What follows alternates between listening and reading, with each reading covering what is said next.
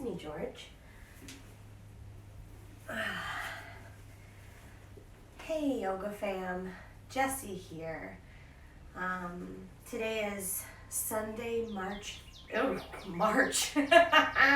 Sunday, May 31st. I might have written that wrong on the description of the feed.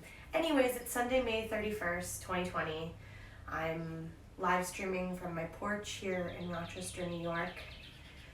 And yesterday I participated in the protests that were organized around the country and the world to speak out against the killing of George Floyd and the countless other people who have been killed and murdered in our streets by people who are supposedly there to protect us. And it's hard. It's hard to know what to say. It's hard to do this because normally when there's something tragic in the world, in our communities, in our lives, I go to the studio with other people and we share together. And so usually I don't know what to say until I'm there in the room because it's for the community. It's not for me. You know, when I share yoga and movement with other people, it's because moving your body is really important, and feeling like you have agency over what happens inside here is so crucial when we don't have agency over what happens sometimes anywhere else in our lives. And it's just me in my house with my weird cats and my sweet partner, and it's not about me. So I want to encourage you, if you're hurting like I am, to look up resources on how you can help, how you can put money in the hands of Black, Indigenous people of color who are doing the work for our collective liberation. And to remember that the system is not here to protect us the way we were trained and raised to think that it was. And one of the reasons that I practice Hatha Yoga, one of the reasons that this movement practice changed how I interface with the world, is because I've learned to appreciate and really love exploring a balance between resilience and strength and softness and adaptability, because our bodies are not something that we know what's going to happen with. And when we cultivate a relationship with ourselves that says, yes, I can change, yes, I can adapt, yes, I can back off, yes, I can lean in, we learn that those adaptability skills we can practice out in the world because we've already seen the deep, dark corners of our hips or our hamstrings or our hearts. And so that's like what my body needs today, is like hips, hams, and heart.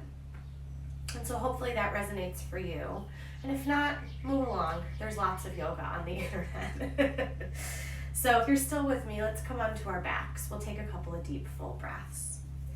If you have a playlist you like that you want to put on, I know that's helped me practice yoga alone. Has been listening to music. Makes it feel a little more communal.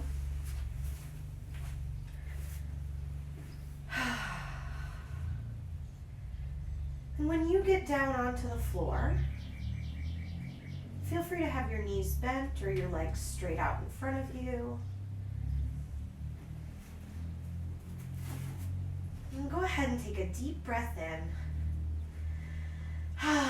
Big breath out.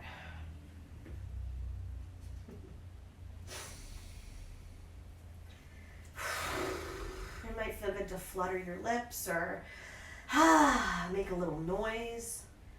You might be in a place where screaming feels good. I'm a big fan. Help yourself. And then take any gentle movements that call your name here. So you could hug your knees in, You can rock around a little side to side. You could just keep being still if that's what's offering you the most right now.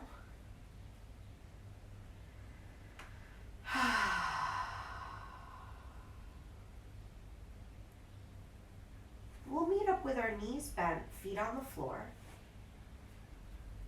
Cross your right ankle over your left knee. A little Suchiyantrasana, eye of the needle pose. And I like to start this shape personally by keeping the left foot on the floor and offering some external rotation. So moving your femur bone, your big thigh bone away from your face a little bit, just to see like what's going on in my hips before I draw the knees into the chest. And I like that too. I like to hold behind the back of the thigh and sometimes even straighten the opposite leg.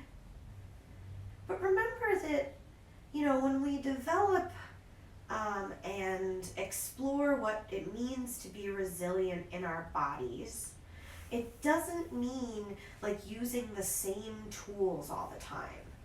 It doesn't mean that we're going to be able to like force our bodies to do what we think is best. It means we get good at adapting to change as change arises. Context matters. Contextually in our bodies, we have histories, we have preferences, we have joys and sorrows. But the moment we're in also has that power of like the present moment. And this is where we are. So eventually, when you switch sides, if you haven't already, feel free to take time in the middle. You could do totally different movements with your left ankle over your right knee if that's what's feeling better for you this morning. And that reminder that, we're not looking to have the same experience in our bodies, in our lives, as each other. But that doesn't mean that we want to take the moment we're in away for like semantics sake or for, I shouldn't enjoy this hip stretch because my hips have been sore before or whatever, Whatever our situation is, our brain is going to tell us that maybe there's a way we should be doing it that we're not. That's just how brains work. And so we get good at being like, okay, brain, sure. Whatever you've offered is probably worth noticing and thinking about. But what's here in my body? How can my breath move in between like what I'm thinking, what I'm feeling, where there's sensation? We're going to meet up in a happy baby. So happy baby pose sometimes happens with your feet on the outer edges of your knees bent, arms inside the legs. For some people that really doesn't work. Another way I like to do happy baby is holding the backs of the thighs and reaching the knees wider than the rib cage. And even another variation could be holding inside your legs with your hands in front of your shins so that your knees can fall out wide side to side. You could move around in this shape or like do kind of a made up combination of things. We're going to keep our right hand and leg connected. So whichever grip you've got, keep your hand on your foot or your thigh or your knee and let your other leg just come down to the floor however it wants to get there. One option that could feel good is bending and straightening your right knee and kind of moving the leg through flexion and extension of your knee. Another thing that might feel good would be like rocking to the side and coming back through the middle.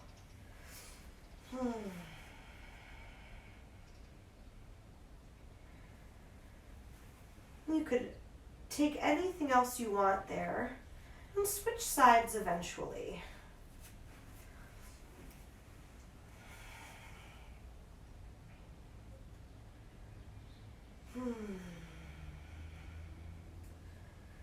maybe now that we've done a little movement, it's easier to tune into your breath, to deep inhales and exhales. Maybe your breath is in the background today. That's all right too. We're going to meet up in a tabletop position. So if you want, you could rock forwards and backwards and maybe even get a little heat building in your core and your body and back.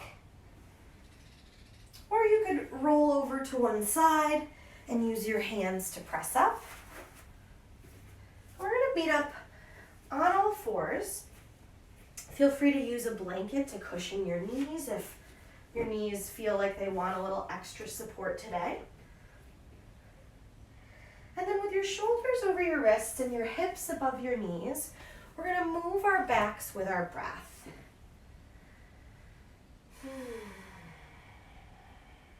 And so that might look like what we call cat and cow, arching and melting the spine. It might move side to side or in little jump rope or figure eight type of shapes. You could do something asymmetrical and step one arm and foot away from each other, or curl around to the side a little bit more.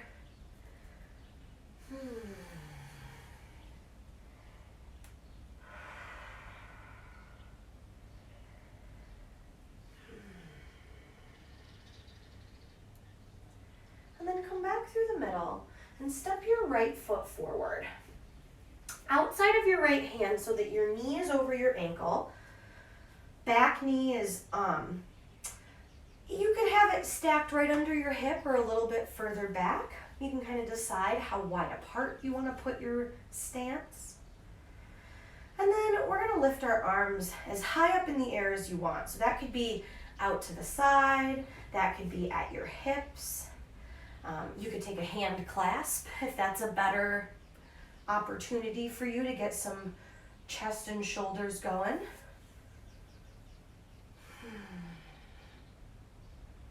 That's it. One more deep full breath. And then exhale, hands to the mat. Just come back to hands and knees for a moment. And just watch what happens. What change is already starting to occur within you? How can you cultivate it? A curiosity about it. And whenever you're ready, step your other foot forward. If you're doing the same side as me, it's your left leg, but it really doesn't matter.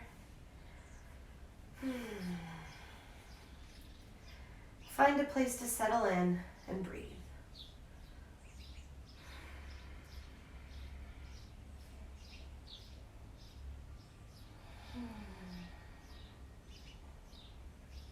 When you're ready, hands come back to the floor. Find your way through tabletop and up into downward facing dog. Adho Mukha Svanasana. Okay. One way to get there is through plank. So from your hands and knees, you can step one foot back at a time to a high push-up. Shoulders stay stacked over the wrists. Heels stay stacked over the balls of the feet. And then as you lift your hips, soften your knees, let your head hang, and reach your chest and shoulders back towards the top of your thighs. That might help find some space in your low back, maybe some release in the shoulders, depending on what your shoulders are doing. And then feel free to take any movements, pedaling out your feet, shifting things around side to side or front to back.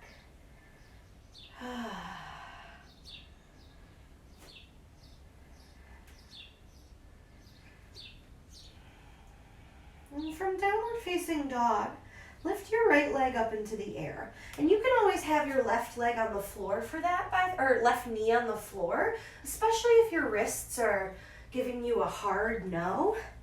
We can modify to meet ourselves. Like, we don't need to, hurt our wrists to stretch our legs. And then draw your right knee in towards your nose. Shift your shoulders forward and step your right foot all the way up so that you have that long step with your knee over your ankle, back heel over the ball of the back foot. We're just going to take a few breaths here in this low lunge. If it's hard to press into the floor with your fingers, bring the floor to you. Yeah, if you've got like books can make good blocks if you don't actually have some yoga blocks. But see if you can both find some strength and some softness here. Like what doesn't need to tense, but what helps to firm? Where can we back off and be like, that's not helpful? And where can we lean in and be like, this is where my awareness, my attention, and my body needs to be? That's it. One more deep, full breath. And exhale, hands to the mat. Step back, downward facing dog.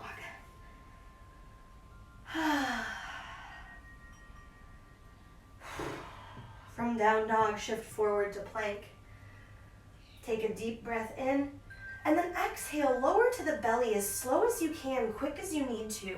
Press the ground away, reach your chest through your upper arm bones. When you get there, release the tops of your feet, press into the floor, roll your shoulders back, lift the chest, low cobra. And exhale, release. Tuck your toes, press all the way up and back, downward facing dog.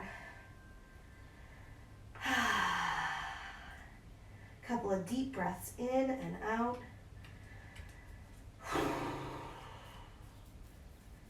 And then lift your left leg and stretch. Hi, Frank. Take a deep breath in. Look forward, draw your knee into your nose, step your left foot up. Come into your low lunge with your fingertips pressing down. That might feel like you are in your own way. That's okay. Sometimes we have to get in our own way. Sometimes we have to say like, no, my discomfort is required right now. I'm not in pain. I'm not, distressing myself. But I'm also not trying to like skirt the tough stuff. I'm not trying to ignore the parts of me that are a little crunchy or that need more help than the other parts. Take a couple more deep, full breaths. And then when you're ready, exhale, hands to the mat, step back, downward facing dog. Inhale, come forward to plank.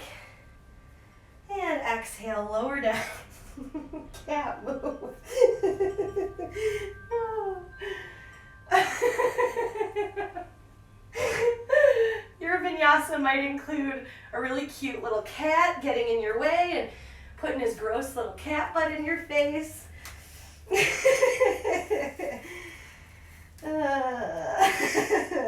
I miss the yoga studio. But I really do love doing yoga with the cats because it's delightful. We're going to take lots of little steps forward up to the front of the mat. And I'm going to encourage you to take the long way, whatever that means to you. For me, when I take the long way, I like to some movements side to side,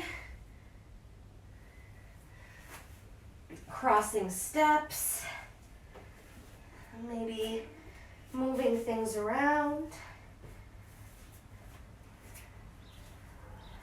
When you get into your forward fold, I'm going to suggest a pendulum pose today. So, with your feet a little wider apart, knees maybe bend. Bend your elbows and grab opposite elbow with your hand so that you can sway your upper body a little bit. Swing it around. That might mean bending the knees a ton That's okay.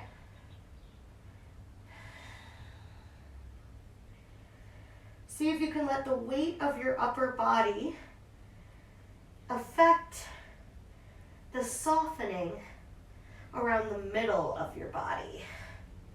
So your lower half of your body needs to stay stable so that you don't fall over. And the upper body won't release if it's trying to lift up. So in between that sort of, what's the word I'm looking for? Surrender in the upper body and the steadfastness in the legs, that middle place needs to be malleable. It needs to just sort of see what's going on here and what's going on here and what is my personal relationship as the middle back to do about that. How can I be flexible here, just even in attitude, to offer more softness where it's needed and more support where it's needed. When you're ready, hands come to the floor. Lift up so that you can lengthen out through your back. That may or may not be quote unquote halfway. Sometimes we don't need to go halfway to get the length and space we need. So that when you fold forward again, when you're ready on maybe a breath out, you take up even more of that space.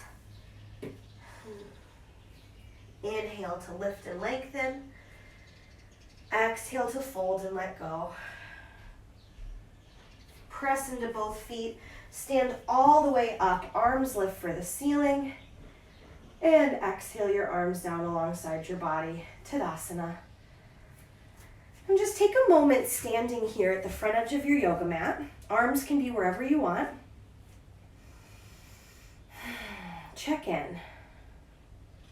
What does it feel like to be you in this moment?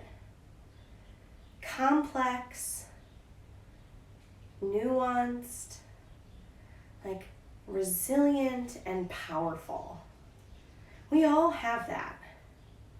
And how we use it, how we interact with ourselves and the rest of the world, that's up to us. How the world acts to us, the systems that are in place, the things about our bodies that we don't control, all of that is just happening because everything happens. But the agency we get to develop within our own hearts, minds, and bodies is very special. It's very worth being with. And sometimes your superpower is listening. Sometimes it's leaning back. So as you lift your arms, listen to your body. How high do you want to bring them? When do you want to let them come back down alongside you? We're just going to do that a couple more times. Arms can lift as high as they want, and then release back down. And just notice, maybe you don't want to lift as high the next time. Or maybe you want to change your stance. You get to. You get to change your mind when you get better evidence about how you relate to the world or to your body or to your hamstrings. The next time you bring your arms up into the air, take a deep breath in, and then big breath out. Hinge at your hips, bend at the knees, fold forward. Bring your hands to the mat. Step back to downward facing dog. From downward dog, inhale, shift forward to plank. And exhale, lower to the belly for a back bend. Take a few deep breaths.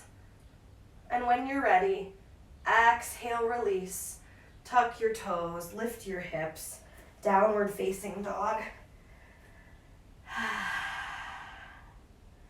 Lift your right leg up into the air. Stretch your leg back behind you. See if you can use lifting the right leg to stretch the left leg more. So don't worry about how high the right leg gets. Right now, we're lifting the right leg to stretch the left leg. There's other things we can do when we lift the right leg, but we're not doing those things right now. Right now, we're using it to stretch left leg. So get your brain out of the way of like, but what about the other things? We'll get them some other time. That's it. You might notice that now that that's the focus, some things are happening in your left leg. I like that. I like that in my own leg. The way I'm going to play with that right now is walking my hands very slow back to my back foot. That may turn into a standing split, and you may find someplace like halfway in between that is interesting and that you want to stay in. That's it. Find your way into a place where still lifting the right leg is benefiting the left leg.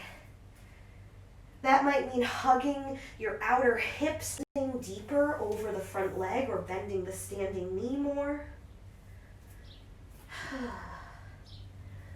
then eventually we're going to walk our hands all the way back out, three-legged down dog. Draw your right knee into your nose and step your right foot forward. Come all the way up into Crescent Lunge. Whew. So Crescent Lunge can always be Anjaneyasana with the back knee on the floor. That's it. That's the whole statement. Okay.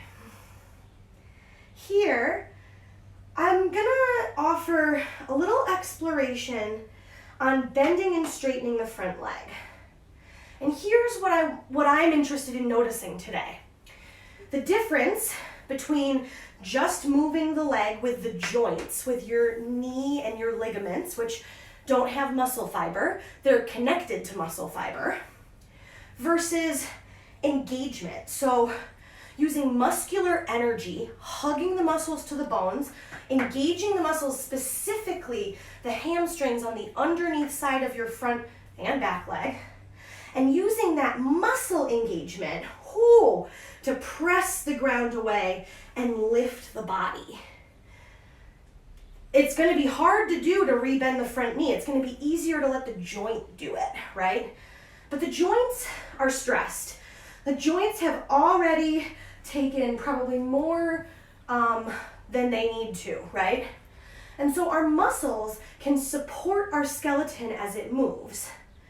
And what that does is it cultivates resiliency in our musculoskeletal system. It also reinforces our nervous system, because when we're hugging in, it supports everything. And it actually gives us more space and freedom to move. Pretty good. When you're ready, hands come to the mat, step back, move things around. One option would be to be still and to let things move around internally, but you might be feeling the flow, so don't let me stop you. Just take a few breaths, someplace that connects you to the experience you're having.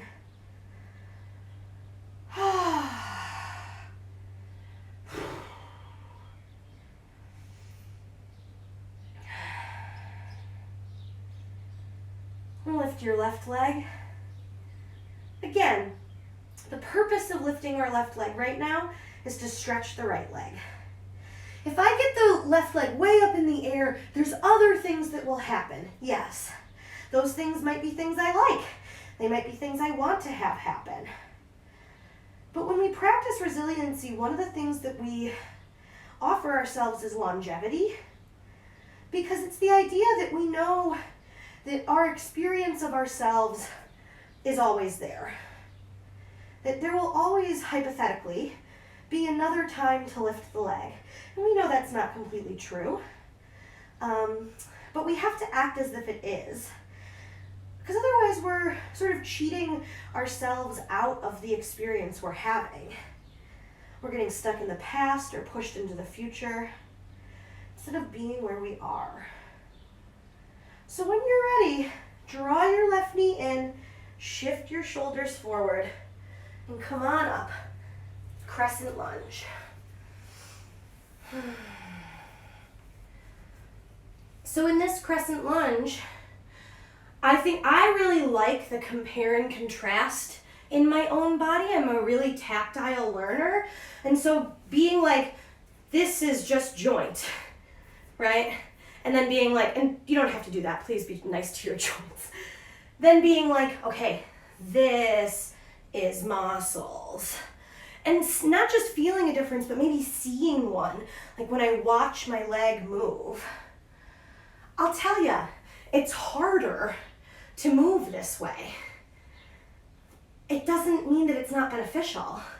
It doesn't mean that the hard work doesn't pay off. And there's a point of diminishing returns. If all I did was grip, I would be getting in the way of that malleability and flexibility that I'm trying so hard to cultivate by providing this strength, by providing this effort, by working like with a balance of force and finesse. I mean force like physics, not like, peer pressure. That's it. So a couple more times, moving your body just with this awareness of how you're moving it. Whew, and when you're ready, hands come down, you step back, take your vinyasa.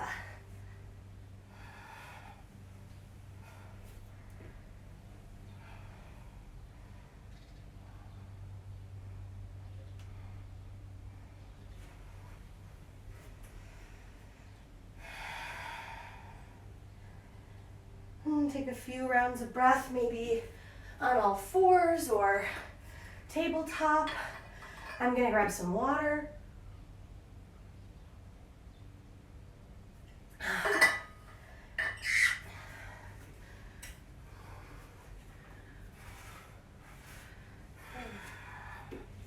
We'll meet up back in downward facing dog.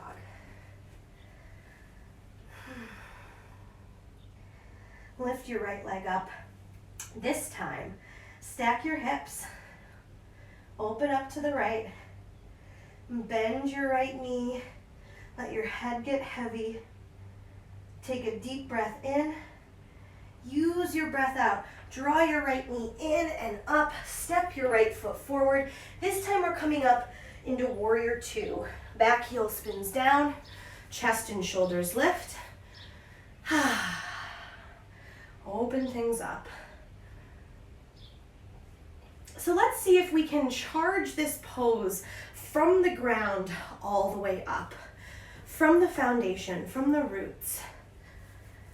So start by pressing into all four corners of your feet. And just notice, just doing that, what happens in your body?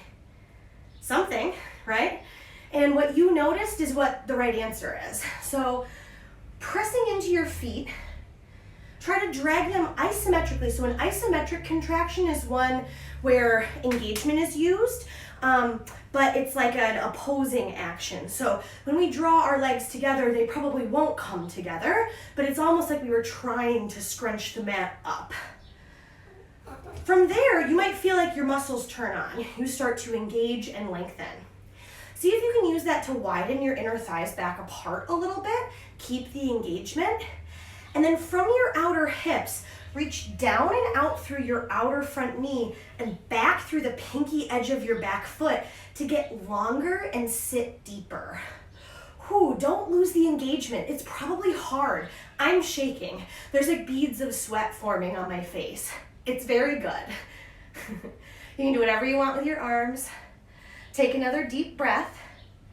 And then exhale. Use the muscle engagement to straighten the front leg. Ooh, engage the muscles on the back side of your leg, your hamstring, to straighten as much as your leg straightens. And then keep the lower half of your body engaged and long and strong so that you can reach your right arm forward and out. Root back through the pinky edge of your back foot. Stay strong through your legs. Right hand comes to the floor or to a block. Left hand comes to your hip, maybe up into the air. Triangle Trikonasana. And notice if your body kind of turned itself off again. See if you can press down through your feet, if you can broaden through the back of the pelvis and reach out through the top of your head. Take one more deep breath. And exhale, left hand down to the floor. Keep your legs long. Spin up onto the toes of the back foot. And then make sure you can press into something, into the ground, into the blocks, and fold over your right leg for pyramid pose. It might be helpful to rebend the front knee and straighten it using that hamstring and full leg engagement here, just to remind your body that that's a thing we're looking at today. And can it be, whatever's going on in your legs, can it be in service of your spine? In service of making space in a part of our bodies that does not always get the space it needs? It doesn't mean other parts of the body don't need to stretch too, but how can we utilize the space and strength that we've cultivated in other parts of our practice to share and make more equitable of an experience for the rest of our bodies? It's like a not so thinly veiled metaphor, but I don't know, like I really feel that way about my body and the world. It's interesting the way those things intersect and overlap. So give yourself just a couple more breaths. And then when you're ready, rebend your front knee and step back through your vinyasa. You could flow, you could pause, you could take a few breaths.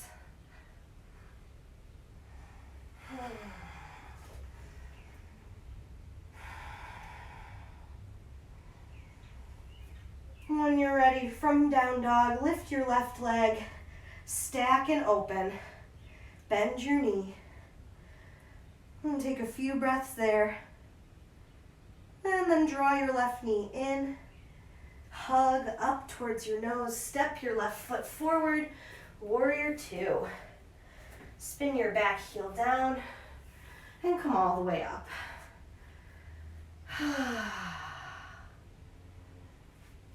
So instead of me saying all the things that you might do here to encourage strength or offer ease, to align or release or charge up, I'm just going to let you breathe and be. Let us all kind of just be together in this shape. Because the reality is your experience of it is more important than me relaying my experience of it to you. So whatever's working, trust that. Trust what you see and feel in your own experience, but listen to the experiences of others who have been there. We take that and we go, oh, that's really different than my experience. Or, wow, I've had a very similar experience in a very different way. And that's how we develop this sort of, this fierce ease, this gentle power, where we can just show up and be like, I've already seen the darkest corners of me. Let me help smooth them out. When you straighten your front leg, it might feel like that. Like you're taking those crunchy, creaky corners and asking them to open, because we are. And we're gonna say how can we support you in unpacking that? Where is it appropriate? Where is it just hijacking the conversation?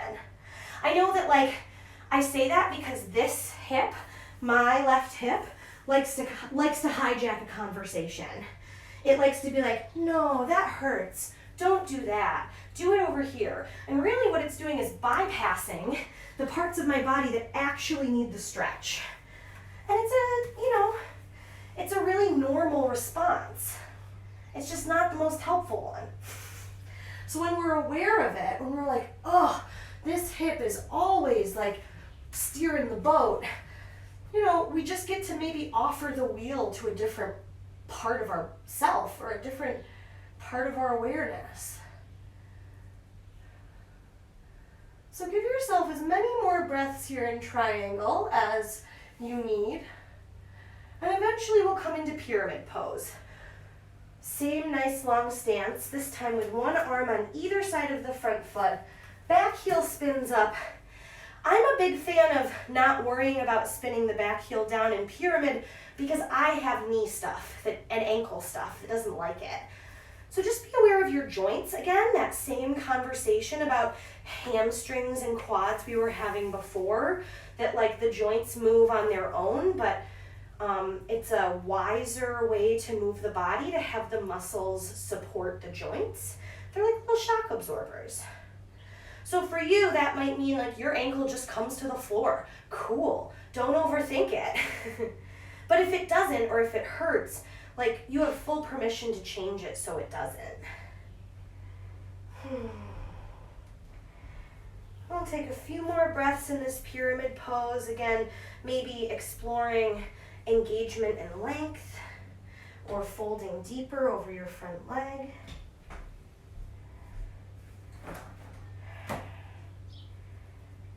And then when you're ready, rebend your front leg, hands to the mat, step back, downward facing dog, your vinyasa.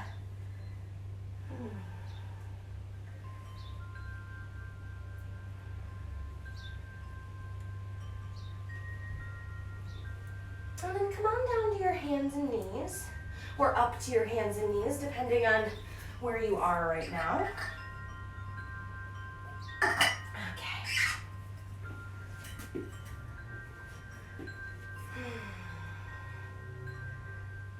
And from our tabletop, we're gonna bring our right knee up towards our right armpit and make some circles with the leg bone.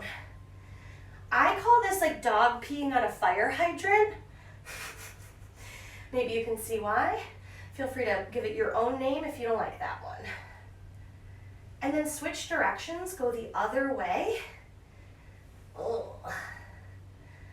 And then bring your knee up towards your armpit, lift your leg, kick it out to the side, hold it. It's gonna be a little uncomfortable, breathe deep.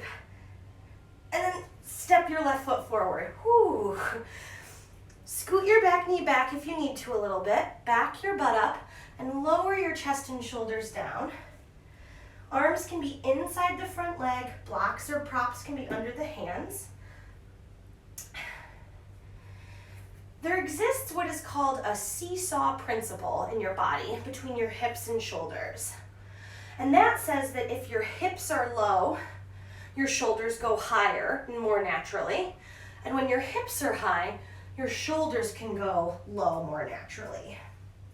So that's the kind of two ways that we play low lizard usually, is like hips low, chest up, or hips up, chest low. Feel free to do either version. If you're doing the hips up, chest low, maybe you want to start to tuck your left shoulder underneath your left leg, or just push your shoulder into your leg and hug your leg back up into the shoulder. If you've got your shoulder under your leg and your hands on the floor, you might want to tuck the back toes and lift the back knee. But it's going to require that same kind of hugging in of the muscles to support some length. Another option would be with your shoulder under the leg, starting to straighten out as much as the front leg will straighten, which will not be much. If you've got your hands planted on the floor and you want to try something kind of fun, keep pressing your hands into the ground, rebend your front knee, keep your arms hugging towards your chest, keep your back toes tucked under, and scoot your front foot forward and around, downward facing dog. Just a little zoop. That's it. Maybe flowing, maybe pausing. And then come back down to your hands and knees. We're going to do that same little exercise on the second side.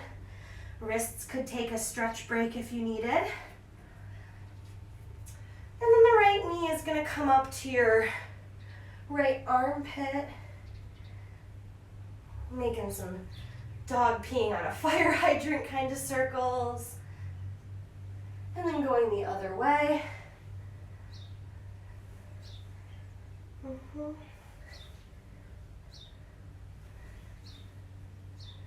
And then bring your knee up towards your armpit, hug it in, kick the leg out to the side.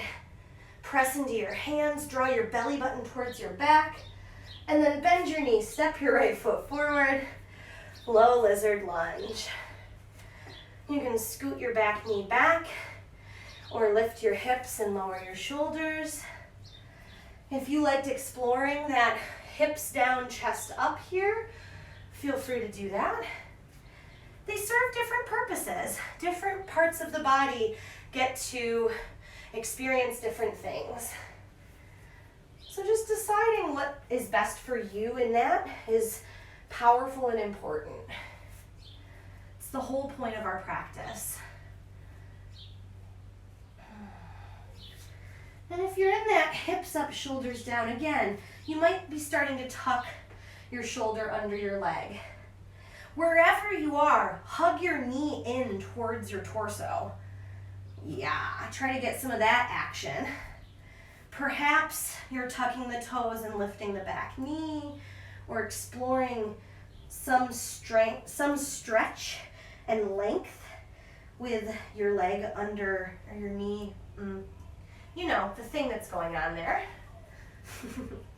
And then if you want to rebend and stretch up and around, we're coming back into what's called an upright facing child's pose whenever you're ready to. So feel free to flow if you want to flow a little bit, or if you really liked that exercise and there's an arm balance that lives right there. There's an Ekapada that lives there if you are interested in doing that. It's your practice. I thought I was going to want to do it today, and I don't right now, so. Upward facing child's pose, you just sit back on your heels, palms face up, chin tucks. Take a few deep breaths.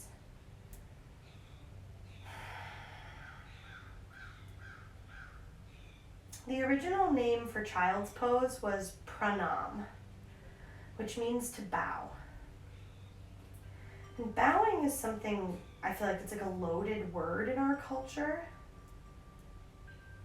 But the idea of the pranam is that we are offering our respect and our awareness and our attention to something more than just ourselves. So whether that's community, or a rebellion, or, you know, just whatever. When we're able to take moments like that acknowledge our interconnectedness, I think sometimes that shows us more of our true nature than we expect to find. And so it's important to do. It's important to pause and connect. Wherever you are right now, just trust that we are together. Even if we're very different, even if I could not even begin to understand where you're coming from, that's just the nature of awareness and humanity, is to have as many different types of people as there could be. But there's so much more than that.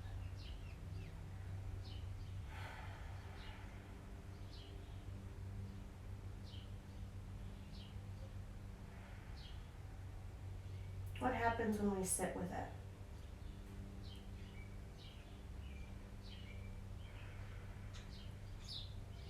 We're going to swing our legs around towards the front of the mat.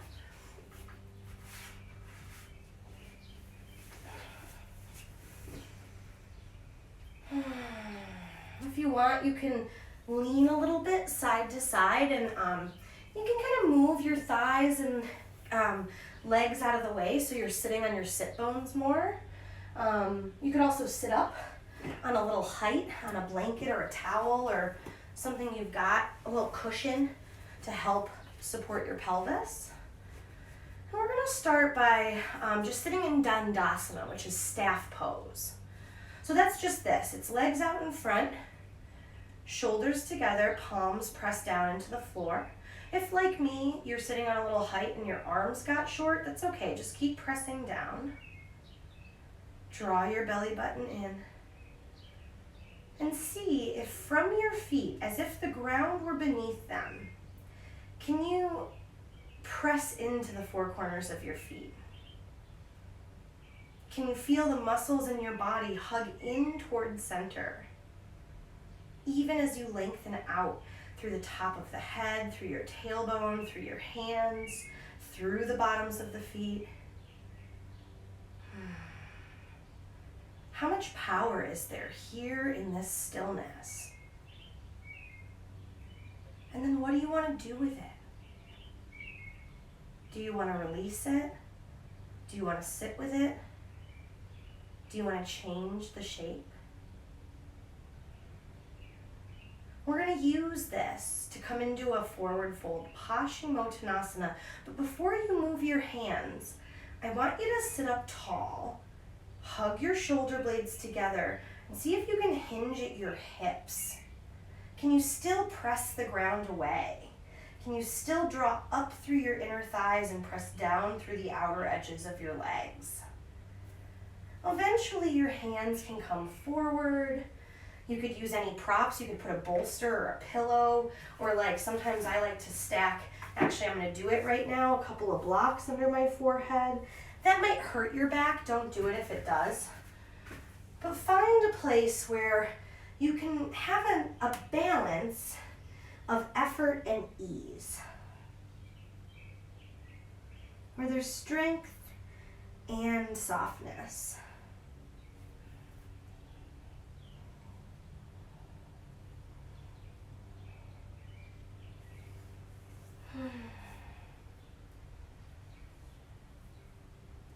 And when you're ready to help yourself up,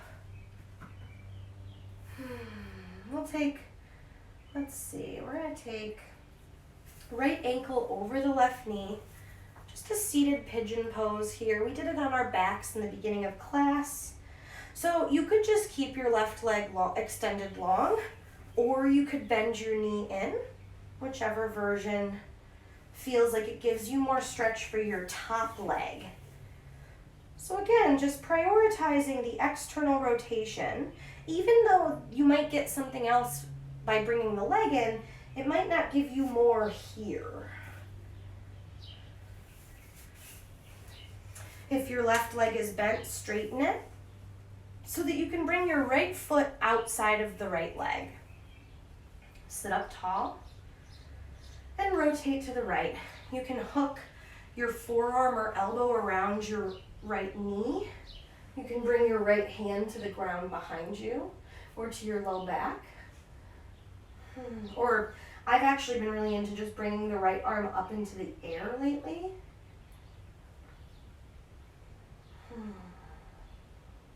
Couple more breaths. And then exhale, look forward, unwind your shoulders, and let your right leg come down, bent knee inside your left leg. Janu Shavasana. One arm to either side of the right leg, and then crawl yourself down into the forward fold.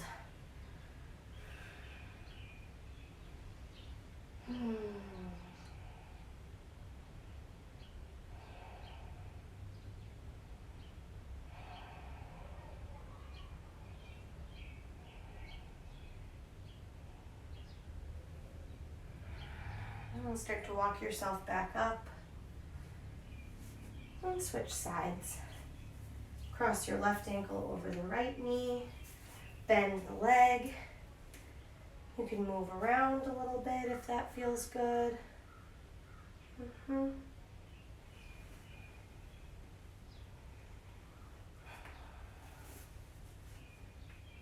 then if the right leg isn't, go ahead and extend it out.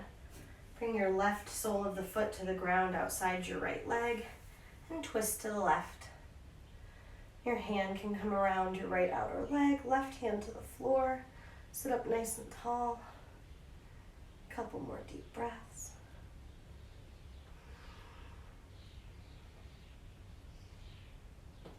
And then look forward, unwind.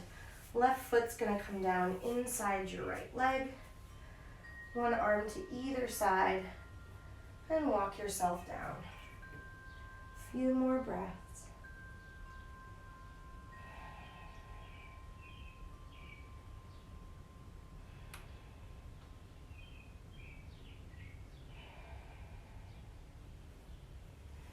As you're ready, help yourself up and come onto your back for Shavasana. Just a few minutes of quiet rest.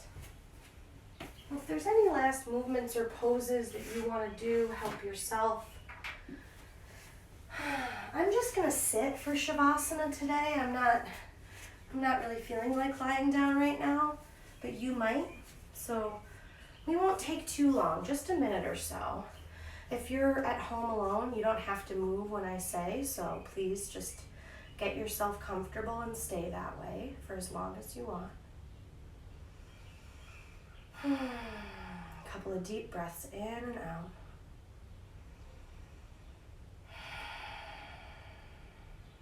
And rest.